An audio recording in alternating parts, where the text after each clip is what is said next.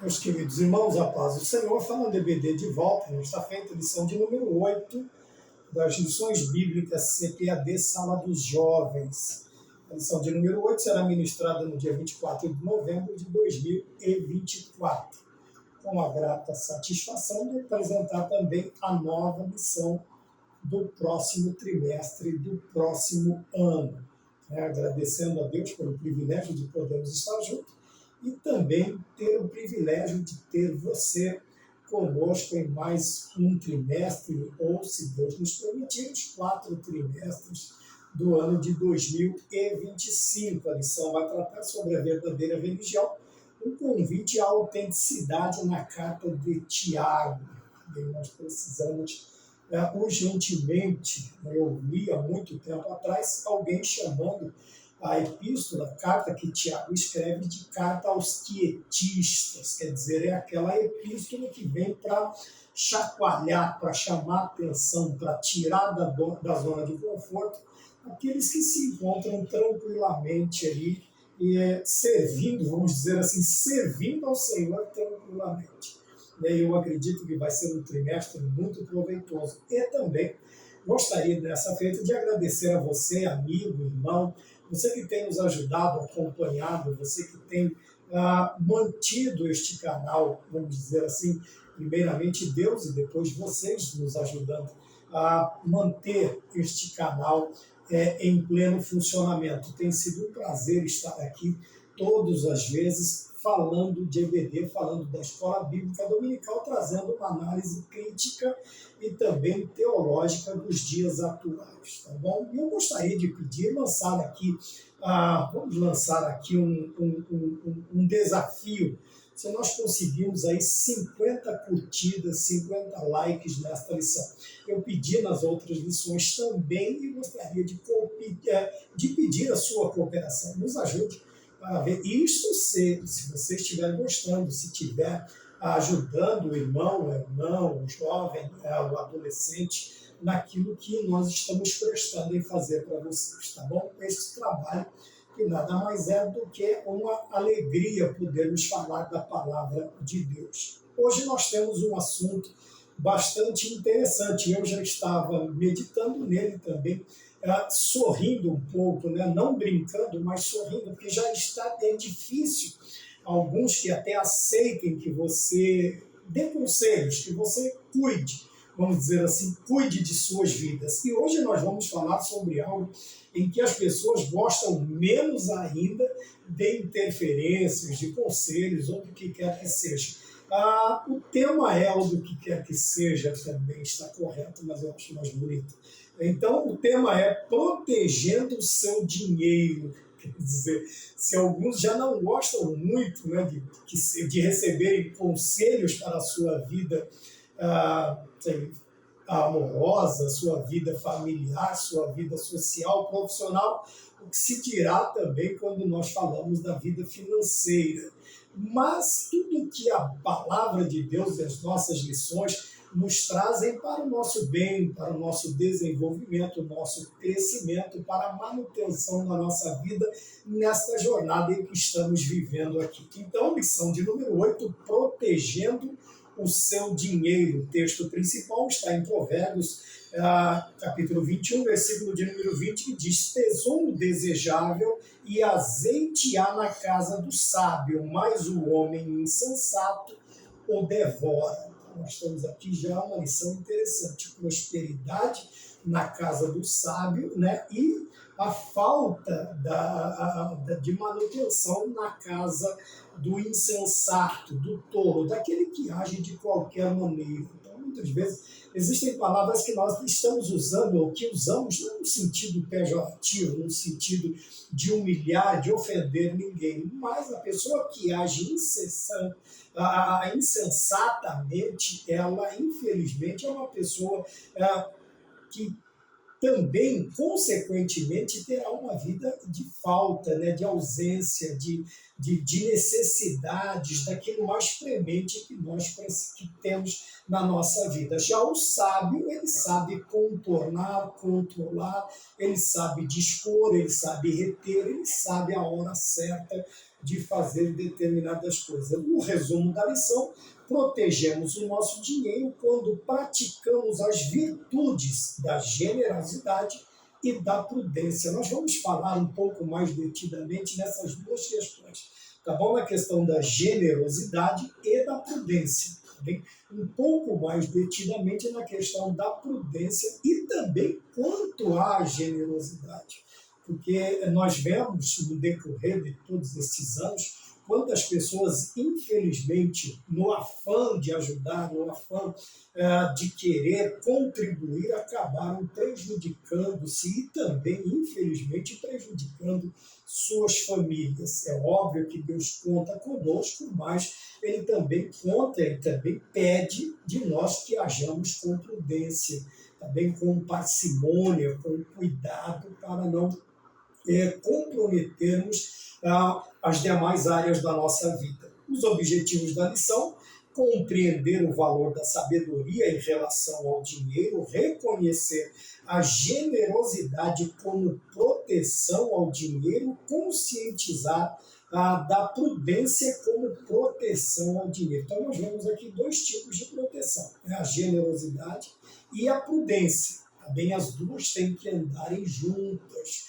Também, e aquele que se dispõe a fazer algo, ele tem que também fazer algo destes dois, com esses dois elementos, a prudência e a generosidade. Tá bom? Não nos tenha nem como avarento e nem também não nos tenha como não crente. Que nós vemos que no decorrer da nossa vida nós precisamos tomar cuidado, e nós veremos isto na lição que tão sabiamente o escritor deixou para nós. Tá bom? Na introdução, vamos estudar a respeito de conselhos ligados às finanças. Você verá que esta área é também espiritual, na qual o Senhor deseja que sejamos abençoados e tenhamos sabedoria para administrar tudo aquilo que recebemos de suas mãos. Então, como eu disse, deixar que outros cuidem ou pelo menos nos aconselhem em algumas áreas já é difícil.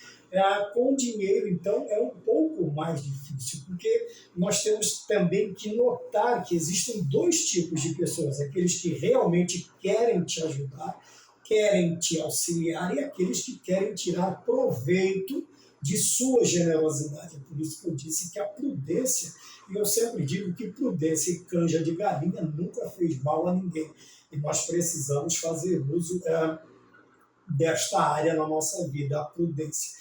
Principalmente porque nós estamos vivendo tempos difíceis, trabalhosos, como o apóstolo Paulo fala a Timóteo, como nas Escrituras, principalmente o Novo Testamento, obviamente o nosso tempo ligado a ele vai falar que alguns estão à mercê de seres humanos, de homens, vamos dizer assim, que não têm um mínimo, né,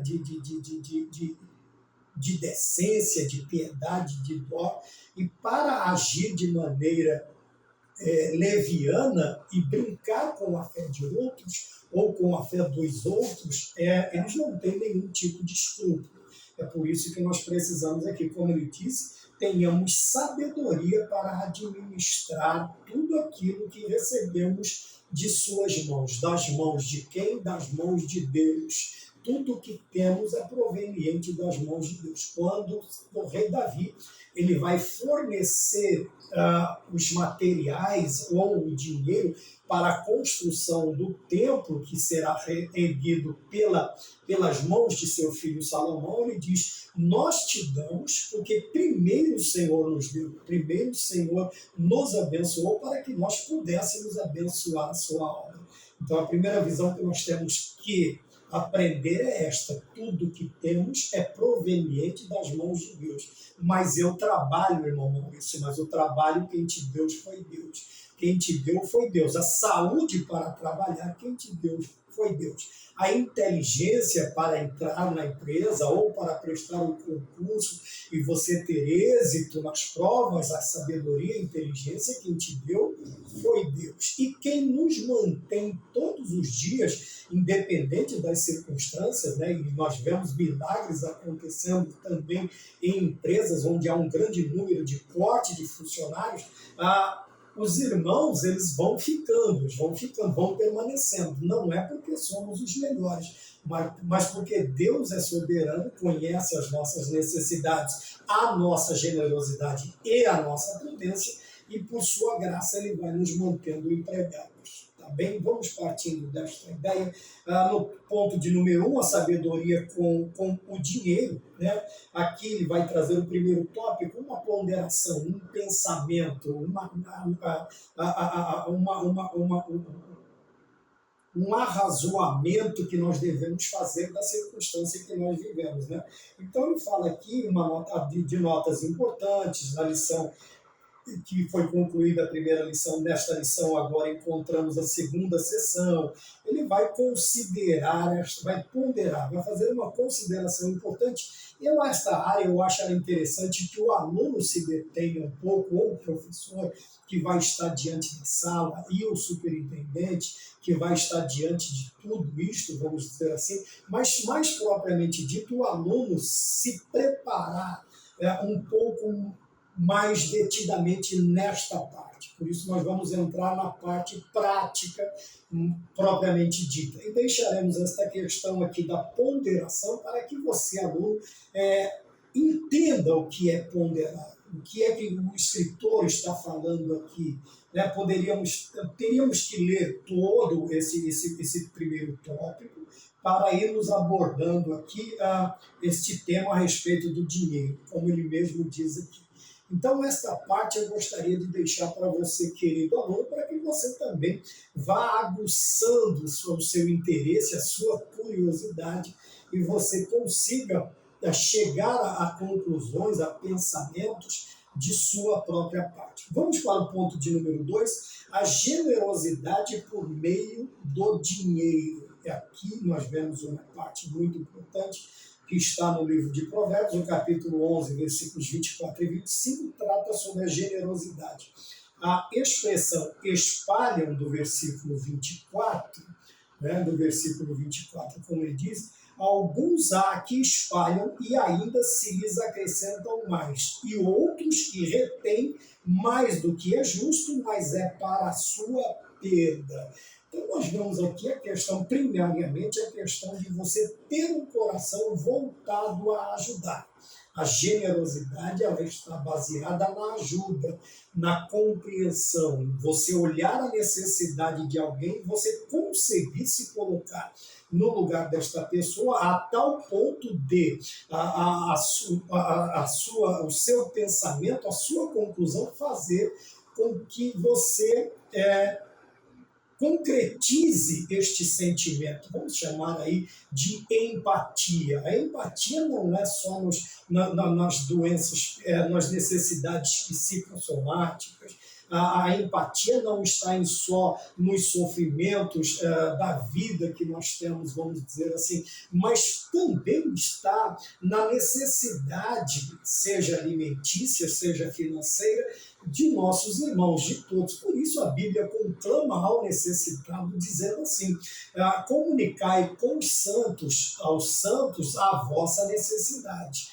Então é nos dado este aviso de que no momento de dificuldade nós podemos nos abrir com os nossos irmãos, nós podemos pedir ajuda, nós podemos pedir. Porém, o ato de pedir, ele se torna um tanto quanto mais difícil porque você está expondo a sua fraqueza, a sua necessidade. E muitas vezes essa exposição ela é feita a pessoas que não são empáticas, que não sentem, que não são generosas, mas são avarentas. Veja que no começo eu disse que nós vamos falar sobre determinados cuidados para não cairmos em armadilhas. Porém, a ausência da generosidade na vida do cristão torna avarento, a tal ponto do progressista dizer assim, que alguém retém mais do que é justo, mas é para a sua perda. Veja, o medo de não ter, ou às vezes a dó de fazer para outro, é tão grande que ele acha que, acumulando, ele terá mais. Mas, como nós concluímos aqui, nós vemos que no final ele terá menos. Por quê?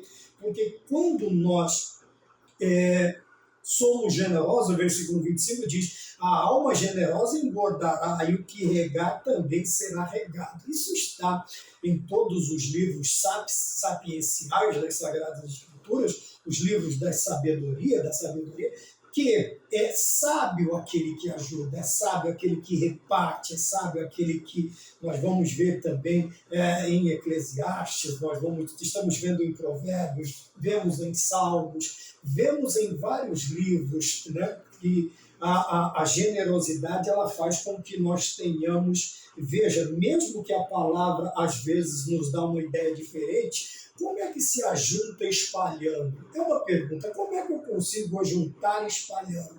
Como é que eu consigo somar dividindo? Como é que eu consigo ter doando? É aí que está a parte divina, a parte celestial na vida do cristão. Então ele vai dizendo aqui, tem o sentido de doar generosamente.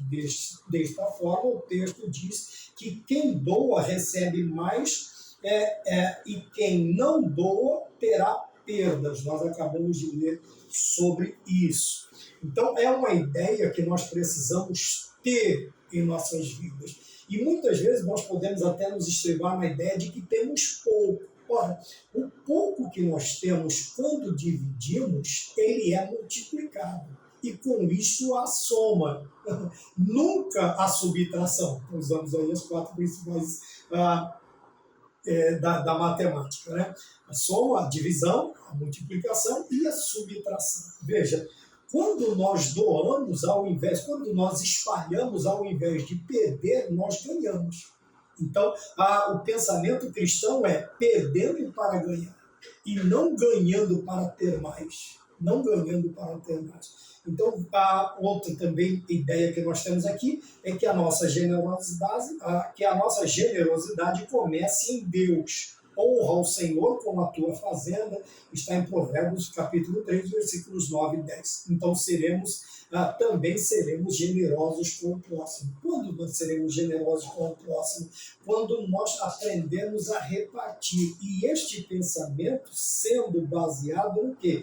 Que nós estamos honrando ao Senhor com a nossa fazenda e com as primícias, quer dizer, as primeiras partes de toda a nossa renda, e se encherão os teus celeiros abundantemente e transbordarão de mosto os teus lagares. É como se nós estivéssemos fazendo para Deus, ou melhor dizendo, quando fazemos, o próprio Cristo nos ensinando, ele diz que quando fazemos a um destes pequeninos, a ele nós estamos fazendo.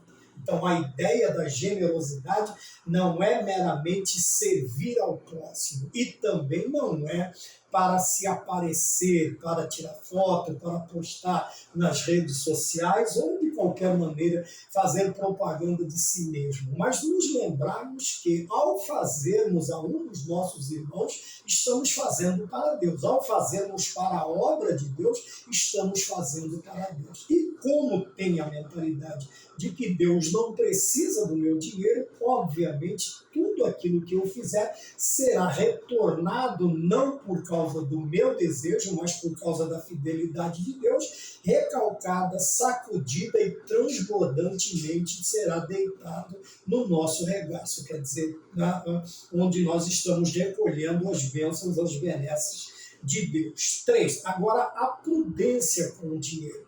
Muitas vezes, como eu disse no início, no afã, no desejo de nós querermos ajudar, muitas vezes nós cometemos equívocos. Queremos fazer o certo, mas acabamos fazendo o errado. Quando nós fazemos o errado? Vamos lá.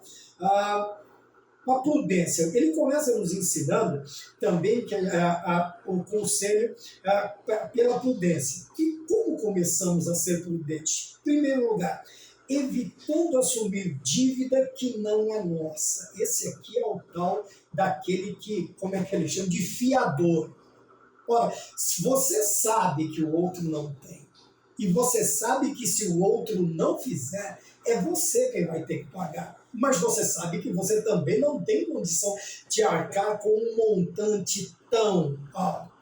Mas aí você pensa, mas é meu parente, é meu familiar, é meu amigo, é meu irmão em Cristo. Ora, meu querido irmão, não é porque nós somos generosos que aqui nós temos a questão da pessoa ser um fiador, não é por causa de certas ligações que nós temos com o nosso semelhante, seja em qual esfera for, que nós somos obrigados. Ah, mas eu vou perder amigo. Você vai perder o amigo de qualquer jeito. Você não vai ter, ele não vai cobrir, você não tem para cobrir, você vai cobrá-lo, você vai perder. Você vai perder o amigo e vai perder também, infelizmente, o seu nome. Infelizmente, o seu nome. Então, aqui está a primeira coisa. Veja, existem pessoas que dizem assim, mas você não é meu amigo, mas você não é meu irmão, mas você não é meu, sei lá, meu pai, você não é meu filho. Então, nós precisamos tomar cuidado. A prudência, ela sempre vai fazer com que nós pensemos, ponderemos várias vezes, e vamos conversar. Se eu puder ajudar, amém. Se eu não puder, eu vou dizer que eu não posso. Segundo, ele diz aqui também sobre perverter o caminho da retidão por causa de suborno. O que é suborno?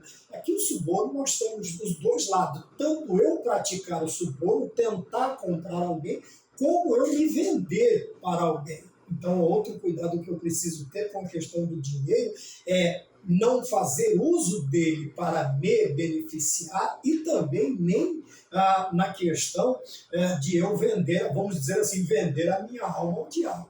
Então, nós precisamos tomar cuidado. Por mais que precisemos, por mais que estamos passando por uma necessidade, não cabe ao cristão se permitir ser corrompido. Isso aqui, no caso do suborno, nós permitimos ser subornados. E isto não é bom para o cristão, não será bom para a sua vida e nem também para o desenrolar da vida aqui na terra. E também aqueles cristãos que são abençoados por Deus, que têm um pouco mais do que os outros, não podem fazer uso deste dinheiro para comprar outros. O suborno é um presente. Nós vemos isso constantemente, né? Nas mídias televisionadas, radiofonizadas, já nas mídias sociais. Quantas pessoas se vendem, são corrompidos, né? A palavra é mais conhecida por corrupção. Tem corrupção passiva, tem a corrupção ativa, tem uma série de formas. Então, segundo aqui a segunda cuidado, a prudência com o dinheiro que nós temos que ter é não fazer uso dele nem para subornar e nem se deixar ser subornado pelo dinheiro. Tá bom? Isso, os dois casos estão errados, né? Aqui já diz o escritor, a palavra que aparece como presente no versículo 23 tem o sentido de suborno. Aceitarmos aquele presente, né? E depois a pessoa vai te lembrar que te presenciou. Mas aquele dia você recebeu tal coisa, eu te dei tal coisa. Então nós precisamos ter cuidado. Terceiro, cuidado de não poupar o dinheiro, cuidado de poupar. Em terceiro, cuidado de poupar o dinheiro pensando no futuro, pois uma característica do sábio é ter o tesouro e o azeite. Então, aqui o cuidado de poupar. Na questão da poupança, obviamente, você vai fazer com uma parte, né? Há uma ideia aqui, né? Nós temos, então vamos falar aqui da questão de poupar. Você sabe, né? Eu fiz uma conta que muita gente também não gosta, mas eu vou expor daqui a pouco.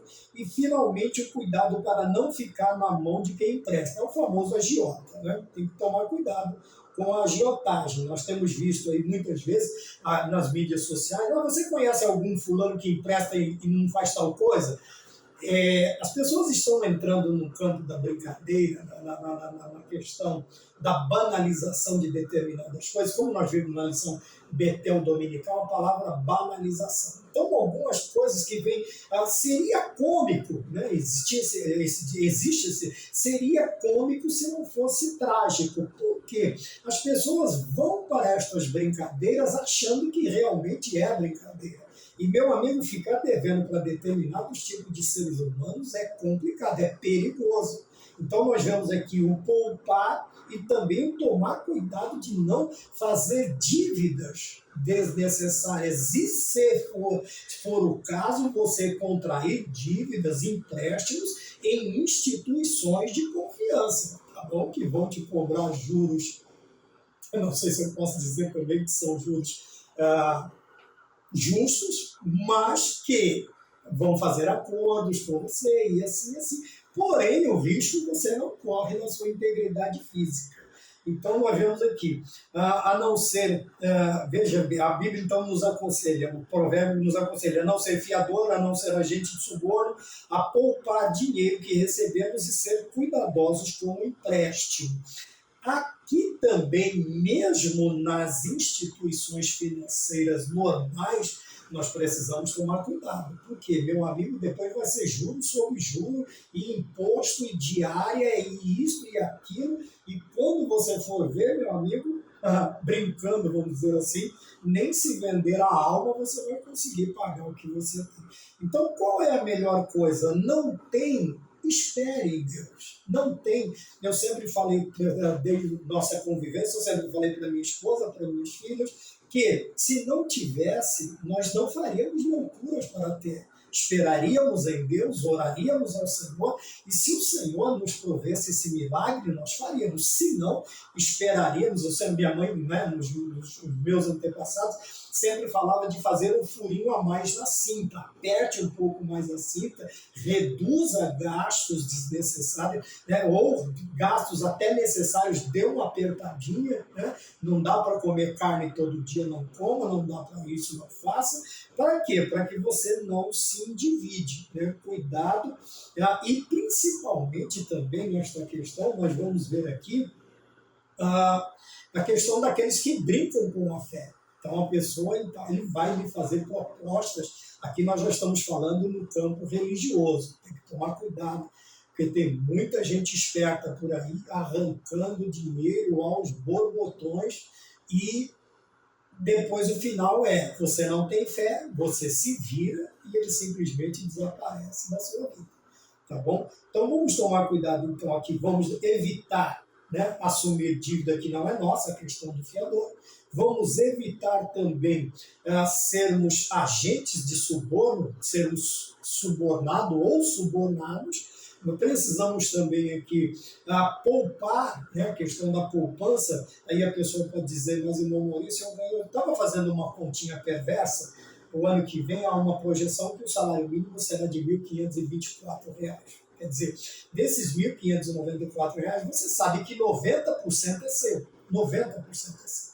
Se você tirar do que sobrar, você vai tirar aí. Nós estamos falando com jovens, tá? Aqui estamos falando também com a ideia do jovem solteiro. Existem os jovens casados, tá bem? E você vai tirar aí, então, primeiro que o seu do bruto é 90%, 10% não é teu. Então você vai tirar aí, vamos colocar aí, desses 90, você vai tirar 10 para você aplicar, seja numa poupança, CDB, RDB, sei lá, alguma coisa. Você vai aplicar financeiramente. Então você tem agora, dos 90 que você tinha, você tem 80. Desses 80, você vai ter que ajudar o seu pai e sua mãe. Ora, não é lícito um jovem cristão achar que não precisa ajudar os seus pais. Mesmo que o pai e a mãe digam, não, meu filho, não precisa, pode ficar com o seu dinheirinho. Não é bom porque isso também vai nos ensinando a termos responsabilidades para o futuro. Ora, como nós tratamos a casa dos nossos pais, com certeza nós vamos tratar a nossa. Então, tirou ali aquela parcela de ajuda, não sei, vamos dizer que desses, agora 80%, você tire 50% para ajudar seus pais. Você vai ficar com 30% para sua manutenção, para isto, para aquilo outro. Quer dizer, o jovem não tem tanto gasto, ele não vai ter tanta, né? A não ser que ele pague faculdade, ele more longe do local de trabalho, ele tem que dispor de muita, mas dá para fazer. Quando nós, com cuidado, nós fazemos, né? Então, nós não podemos, e quando fazemos, temos que tomar cuidado. Primeiro, Deus. Segundo, família. Terceiro, nós temos que cuidar de nós mesmos. Tá bom? Então aqui o problema está no esbanjador, né? No pródigo, no esbanjador, naquele que joga fora o dinheiro. E daqueles que infelizmente são enganados. Né? Quantos joguinhos aí aparecendo nos celulares, né? Tantos casas de apostas, né? Em esportes, nisso e naquilo outro. Então nós precisamos tomar cuidado para que nós não vamos comprometer a nossa renda além daquilo que nós ganhamos. Tá? E sempre pensando que eu recebo isto, mas isto todo não é meu. Então, tem uma parte. esta aqui vai para a poupança, esta aqui vai para ajudar em casa, e isto aqui eu vou viver dele, eu vou viver dele. Tá bom? Então, sempre tomando cuidado, a prudência com o dinheiro e também tomando cuidado com os espertos da fé. Tá bom? Tome cuidado. 2, a generosidade como proteção ao dinheiro. Agora, você ser generoso protege o seu dinheiro. Aí você vai dizer, mas como? É aquele jogo de palavras, né? É ganhar perdendo, é ajuntar espalhando, é reter doando. Então, é esse jogo de palavras que nós estamos fazendo. Veja, quando nós não temos a generosidade como virtude, obviamente nós temos o pecado da avareza. A avareza, como diz também Provérbios, diz que a avareza ela tem 2 filhos. Na sanguessuga tem 2 filhas, uma chama Dá e a outra chama Midá. Então tem a mãe e tem mais 2 filhas. Agora imagina 3 sanguessugas extraindo sangue de um corpo, de um só corpo. A quantidade, enquanto ela não... E ela tem uma elasticidade gigantesca. Enquanto ela não for extraída ou ela não estourar, ela vai tomando sangue até... E ela não chega a saciar, ela arrebenta, mas não chega a saciar-se. Então, o pecado da avareza, isto é, o apego ao dinheiro, é um vício e uma forma de vida que não agrada a Deus. A começar pensando que o amor ao dinheiro é a raiz de todos os males. Quando nós pensamos disso, nós vemos que a maioria das intrigas, principalmente familiares, uma boa parcela delas está ligada ao dinheiro, seja porque o pai e a mãe ajudou, seja porque os pais agora são falecidos, seja por causa de herança, seja por causa disso, seja por causa daquilo. Onde há a avareza, infelizmente, o dinheiro dominará. Nós não estamos dizendo que é pecado você ser próspero, que é pecado você ter dinheiro. Não é isso. O amor ao dinheiro, quer dizer, você se deixar dominar. Se você domina o dinheiro, é uma coisa. Se ele te domina, aí já entramos no campo do pecado e da transgressão. Nós precisamos tomar cuidado. E isso é uma forma de vida que não agrada a Deus. Mesmo que nós usemos de boas desculpas para basear, para alicerçar o nosso modo de vida, quando confrontamos com a Bíblia, infelizmente não vai resistir e isto não agrada a Deus, não agrada a Deus. Ora, a virtude da generosidade nos permite sair de dentro dos nossos interesses e olhar para a necessidade do outro que está diante de nós. Quando nós falamos sobre a empatia, é quando nós conseguimos sentir a dor do outro. E uma das dores que dói também naquele que não tem a característica da generosidade é a questão do dar. O provecista também diz que o avarento ele tem medo da palavra me dá, ele tem medo da palavra doar, ele tem medo da palavra dar algo a alguém, entregar algo a alguém. Então, quando nós conseguimos ter a virtude da generosidade, o que é que nós vamos fazer? Nós vamos deixar de pensar tão somente em nós mesmos. Veja, primeiro nós vamos pensar Deus, família, nós. Dentro disto aqui, daquilo que fica para eu administrar, a minha parte, vai entrar a parte também do quê? Da generosidade. É de onde eu vou fazer. Nós vamos falar sobre isso mais à frente, né? A generosidade, sobre a generosidade. Então, nós tiramos os olhos do nosso próprio umbigo, das nossas necessidades, e passamos a pensar também na necessidade do nosso próximo. Tá bem? E ainda que pensemos que seja pouco que temos, nós vamos aprender a dividir o pouco que nós temos. Porque temos a certeza também de que, como disse em Eclesiastes, ele diz assim, lança o teu pão sobre as águas e depois de muitos dias o achará. Reparte com 7 até com 8. Então veja bem, essa questão de nós repartirmos é pela fé que nós sabemos que no momento de necessidade o Senhor também nos acudirá, o Senhor também vai nos sustentar, nos manter, nos prover. Por isso que Davi ele vai citar assim, olha, eu já fui menino e hoje sou velho. Nunca vi o justo, veja, quando ele fala justo, o justo ele é generoso também, ele é generoso. Quando Jó vai fazer a sua defesa, ele usa também dentro da sua justiça a generosidade. Se eu nunca reparti com ninguém, se meu próximo passou necessidade, Jó, ele usa a generosidade.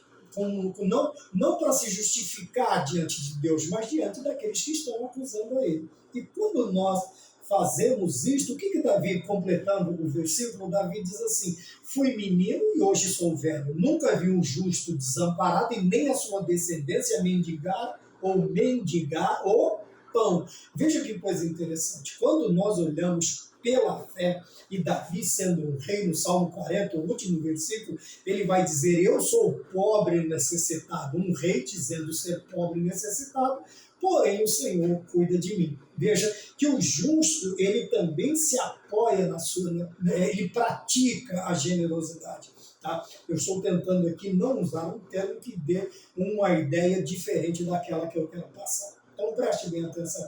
Então nós vemos que o justo, o que ele faz? Ele vai deixar de olhar para os seus próprios interesses, ou mesmo sabendo que ele também necessita, ele vai fazer de tudo para ajudar o seu próximo necessitado também. Por quê? Porque ele sabe que ele pode lançar o pão sobre as águas e ele vai encontrá-lo depois de muitos dias. Isso quer dizer que o Senhor Deus nos susterá com as suas portentosas mãos, tá bem? E ele vai nos dar aquilo que nós precisamos.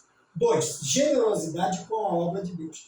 Podemos colocar em prática a virtude da generosidade com diversas atividades que a igreja local tem sob sua responsabilidade. Tá? Aí ele vai colocar entregar o dízimo, os projetos de missões e os trabalhos de caráter social. Eu só aqui, vamos analisar, como eu disse, uma análise crítica e também teológica. Existem pessoas que ele tem a falsa ideia, veja que ele coloca 3 áreas, o dízimo, missões e a obra social. Veja, cada qual tem a sua forma. Existem pessoas que ele acha que ele pode, além de tirar a 10ª parte do líquido, primeiro ele gasta tudo o que ele quer e o que sobra ele tira, isso não é uma trilícia, isso é resto. Tá bom? Então veja, dízimo é dízimo, para que haja manutenção da minha casa. Não, mas eu quero ajudar na compra dos bancos da igreja, oferta alçada, ou oferta. Tá bem? Mas eu quero contribuir com obra missionária, oferta missionária. Então, cada coisa no seu lugar. Tem pessoa que ele simplesmente pega aquilo que não lhe pertence, a parte que pertence à obra de Deus, como nós dizemos, pertence a Deus, e ele sai fazendo festa com o chapéu dos outros. Isso não é lícito. Então veja, a generosidade com a obra de Deus, mas a nossa análise é essa aqui, crítica. Alguns confundem esta ideia e eles pegam que não lhe pertence. Lembra quando eu disse de 100%, 100% não é seu. Então o seu é 90%. 10% você vai retornar para que haja mantimentos na casa do Senhor. Para que haja mantimento. Lógico, falou de dinheiro, vai ter um monte de gente falando que dízimo não é bíblico, que dízimo é do Antigo Testamento, que dízimo era de hortelã. Então pague lá o mercado com hortelã, irmão. Pague o mercado com aveia, sei lá, com o que você quiser pagar. Nós não estamos mais no tempo do escambo. Ora, hoje a economia é movimentada pelo papel moeda. Então nós precisamos trabalhar com ela também. E a igreja tem as suas necessidades, os templos têm as suas necessidades. Então dízimo é dízimo, oferta é oferta, oferta alçada é oferta alçada, e oferta missionária é oferta missionária. Se você quiser ficar bravo, amém. Se você quiser aprender corretamente, é desta maneira que nós vamos trabalhar e que nós trabalhamos na obra do Senhor.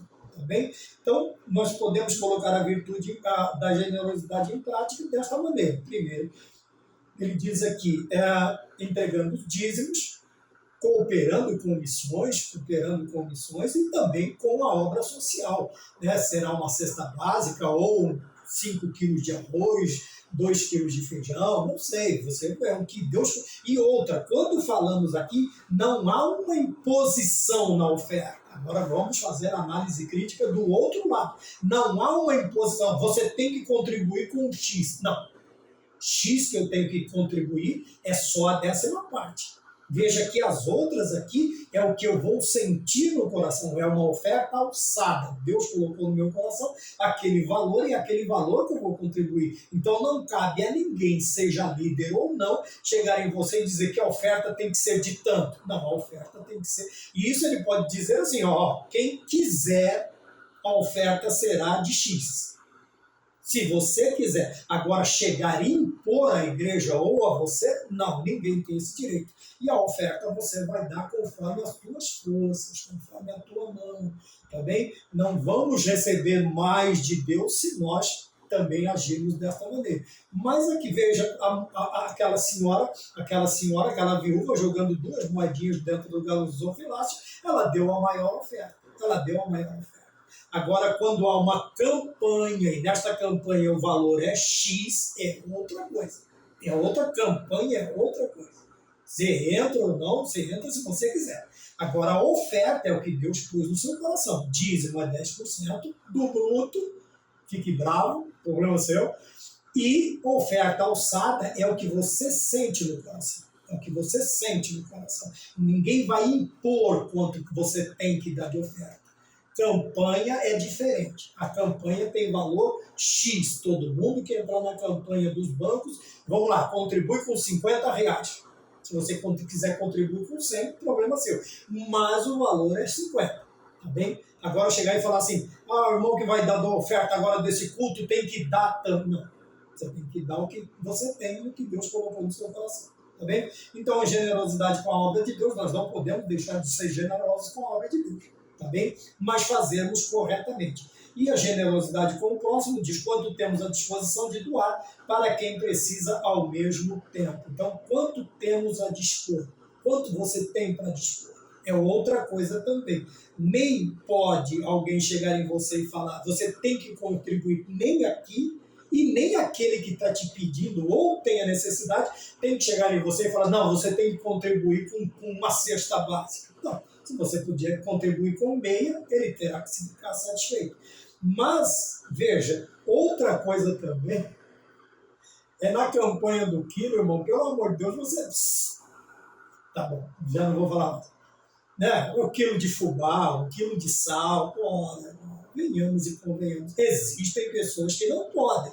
Eles só podem levar isso. Mas tem irmão que tem condição, tem irmã que tem condição, tem famílias que têm condição. E no dia da campanha do quilo, você levar 1 quilo de fubá, Deus te abençoe, mas você sabe que pode fazer melhor. Então vemos aqui, quanto temos à disposição para doar? Tanto disposição para doar e quanto temos à disposição para doar.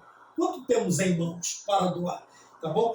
Ser generoso demais a ponto de você tirar de dentro da tua casa, da sua família, é uma coisa. Agora, você chegar lá e dar uma de Ananias e Safira, você tem 100, 200 e fala que só tem 100, é perigoso, é perigoso. E até aqui é colocado isso também na lição, tá bem? É importante que as instituições tenham essa disposição. Quais são as instituições? Quer dizer, são as instituições que têm por obrigação atender à necessidade do próximo, seja uma instituição religiosa, instituições dentro da igreja, e nós sabemos que, veja, as instituições, algumas delas, se não a maioria delas, elas são subsidiadas pelo município, pelo governo do estado e até pelo governo federal. Ora, por que estamos fazendo isso? Porque a última parte diz assim, há um imperativo bíblico para que olhemos e atendamos diretamente a quem precisa, aquela pessoa de carne e osso. Veja, existe a pessoa física e a pessoa jurídica. Também existe a instituição e existe a pessoa, o ser humano. Então, a observação, o imperativo bíblico é com quanto a quem? Ao ser humano, ao meu próximo, ao meu irmão. as instituições, sejam elas quais forem, vamos falar das nossas, ora, elas têm que se manter. Veja, é importante que instituições tenham essa disposição do quê? De cuidar, tá bem? De cuidar daqueles que necessitam. Agora, quanto a nós, a nossa obrigação, vamos dizer assim, primária, não é com a instituição, mas com a pessoa, diretamente quem precisa, aquela pessoa de carne e osso. Tiago, capítulo 1, versículo 27, capítulo 2, versículos 14 a 17. Tá bem? Então, esse necessitado pode estar em nossa família, na nossa vizinhança, escola, trabalho, nas ruas. Portanto, a nossa relação com o dinheiro deve se dar sob a virtude da generosidade. Tá bem? Então, vamos sempre entender. Igreja, instituições de caridade, a parte de Deus, a minha parte, tá bem? Então, espero que tenha ficado bem explicado. Alguns vão ficar tristes, outros vão concordar, outros vão ficar felizes, mas veja bem, precisamos ser generosos, ter a generosidade como virtude, a generosidade com a obra de Deus e a generosidade com o próximo. Veja que são duas áreas distintas, tá bom? A obra de Deus e o próximo. Tá? E dentro da obra de Deus e do próximo foi citada aqui a questão da obrigação das instituições em suprir a necessidade do outro. E é importante que as instituições tenham essa disposição. Então vamos aqui também mais uma análise. Veja, não é porque há instituições que eu estou, que Deus me eximiu da responsabilidade de ajudar o meu irmão. Aí tem muitos que falam assim, não, mas lá tem assistência social, lá tem a obra missionária, lá tem isso, lá tem aquilo. Quer dizer, mas como só o pretexto, não é que ele está usando aquilo como escudo para não ajudar, para não fazer a parte dele. Mas também nós temos aqui que olhar, lógico que eles têm essa premissa, né? A instituição, porém, eu preciso olhar também aquele que precisa. Tá? Eu não posso jogar tudo nas costas do município, do governo, da federação, do país, né? E lavar as minhas mãos. Não. É minha função também, como cristão, sendo generoso, contribuir com aquele que necessita. Tá bem? E também não só escorar. Veja, nem a instituição escora no povo e nem o povo escora na instituição.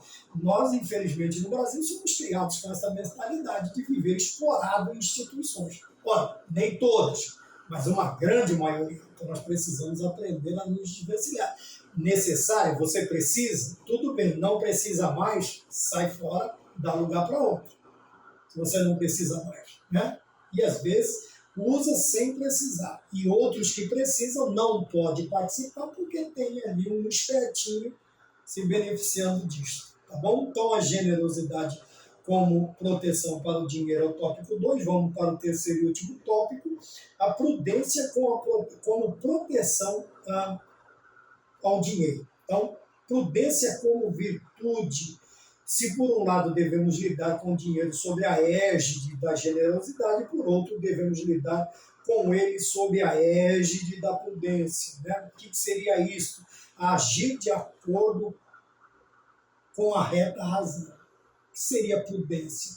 Prudência é algo pensado, você vai fazer algo pensado, analisado, com cuidado, com cautela, e nós precisamos usar. Por quê? Tem um ditado no mundo que diz que o dinheiro, uma das coisas que não aceita desaforo também é o dinheiro. Né?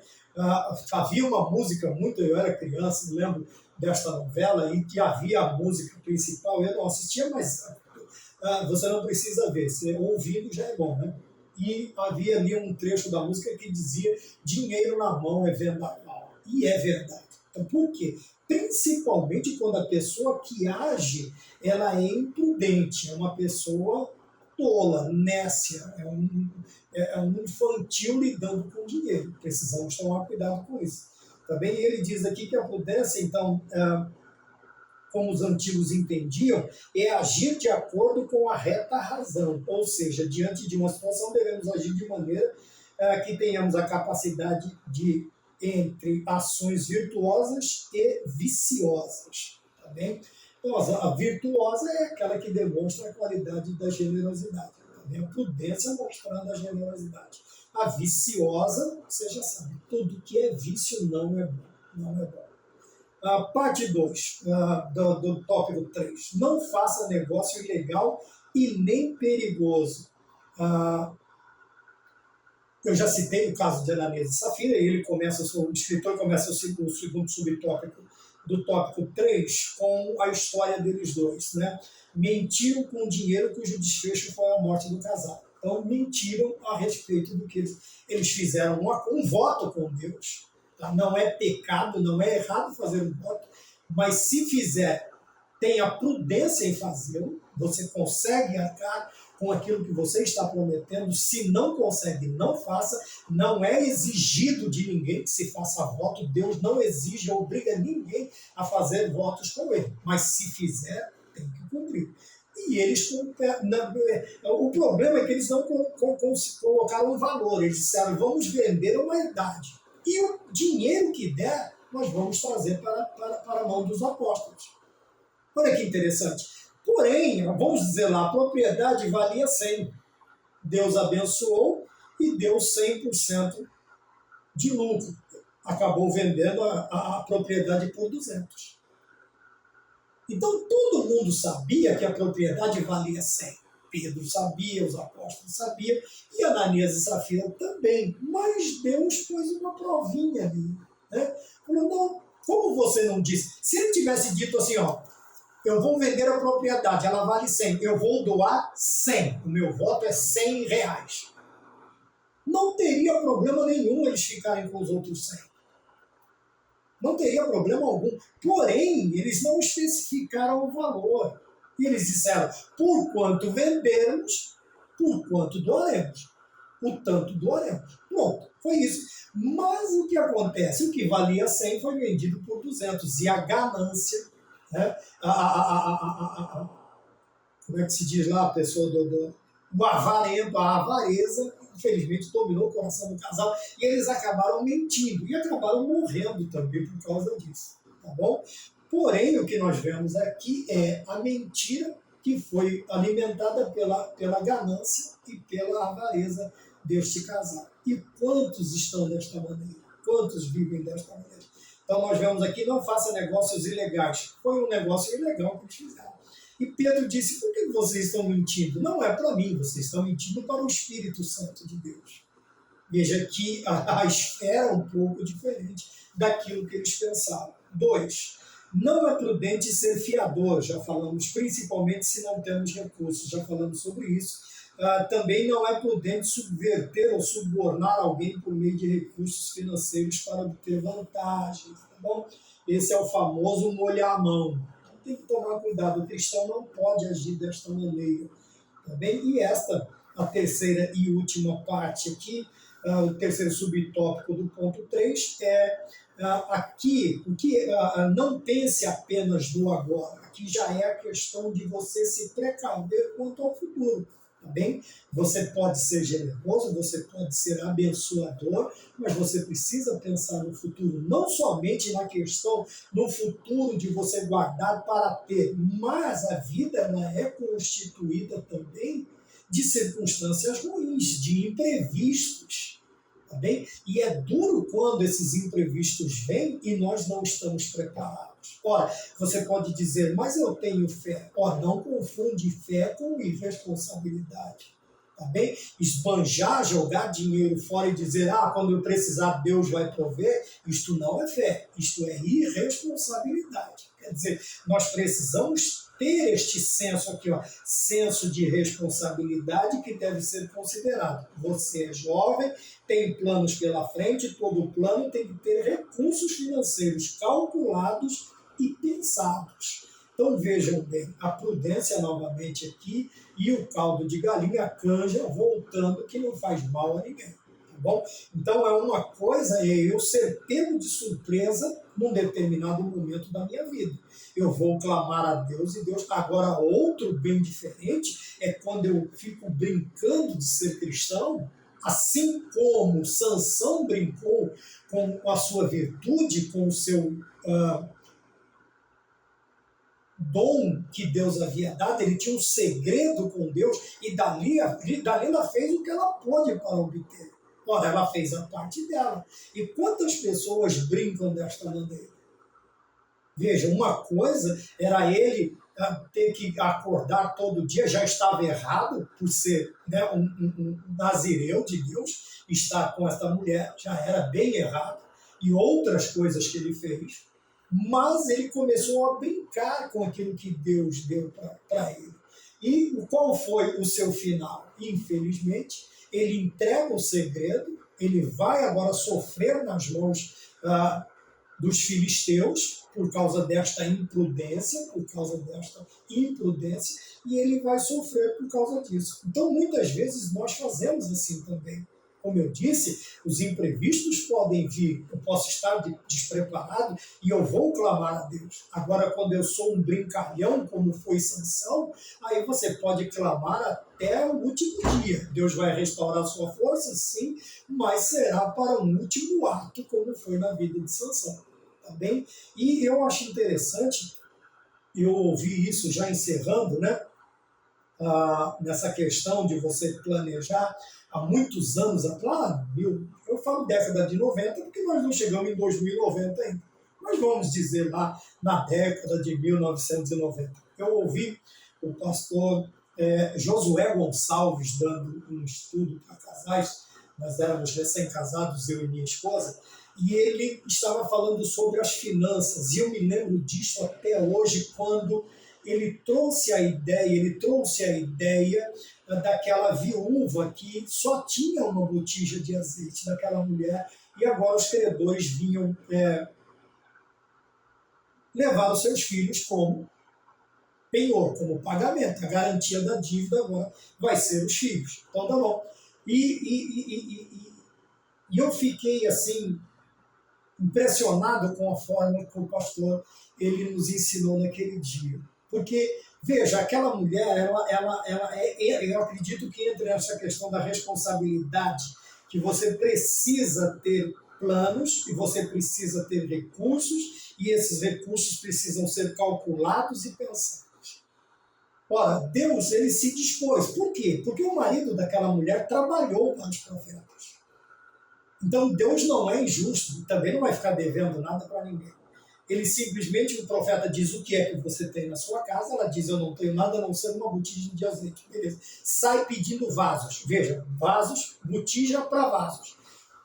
Pede vasos, muitos, pede, não poucos. Não tenha cerimônia em pedir. Porque ele sabia que Deus tocaria no coração da vizinhança e eles emprestaram vasos e era algo de uso pessoal. Você precisa daquilo. E alguns tinham sobrando e foram emprestando. Aí disse, pronto, tá aqui os vasos. Aí ele disse assim, você vai e fecha a porta do teu quarto e deita o azeite da botija nos vasos. Tá bom? Então vejam bem, ela foi enchendo os vasos. A história é muito conhecida, mas já entrei agora na baila, vamos embora. Acabou o vaso, não acabou o azeite. Porque a bênção de Deus nunca acaba. Ela nunca se esgota, nunca se agotará. Ela não vai terminar. O que acabou foram os vasos. Então vejam bem.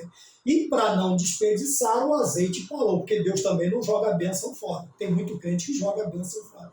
Mas a lição interessante é esta. Essa mulher, ela fecha a porta, ela tranca tudo, ela pega os filhos e vai falar com o homem de Deus. Ela foi pedir conselhos. Olha que sabedoria. E ele disse o que a ela? Primeiro, vai, vende o azeite. Olha que coisa interessante.